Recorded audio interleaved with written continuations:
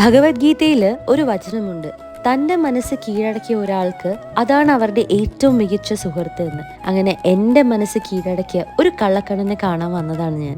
കൃഷ്ണ ഭഗവാന് വേണ്ടി സ്ഥാപിച്ച ആദ്യത്തെ ക്ഷേത്രമാണിത്. വേദവ്യാസൻ കൃഷ്ണ ഭഗവാന്റെ വിഗ്രഹം കൊണ്ട് കപ്പൽ കൊണ്ടാണ് കേരളത്തിൽ വന്നെത്തുന്നത്. അങ്ങനെയാണ് ഗുരുവായൂർ എന്ന് പേര് വരുന്നതും. ഈ ഭഗവാന്റെ സാന്നിധ്യം അത്രയേറെ അനുഭവപ്പെട്ടിട്ടുള്ള ഒരു സ്ഥലം കൂടിയാണ് ഗുരുവായൂർ. കൃഷ്ണനെ തൊഴുത് പുറത്തിറങ്ങിയിട്ട് നേരെ പോയത് പാൽപ്പായസം മേടിക്കാനുള്ള ക്യൂലാണ്. ഉച്ചപൂജ കഴിഞ്ഞ് കൃഷ്ണനെ നീതിച്ച് നല്ല ചൂട് പാൽപ്പായസം. കൃഷ്ണന് ഏറ്റവും പ്രിയപ്പെട്ട ഭക്ഷണമാണ് കേട്ടോ ഇത്, എൻ്റെയും. അങ്ങനെ ഞാനും കുടിച്ചു ഗുരുവായൂർ പാൽപ്പായസം.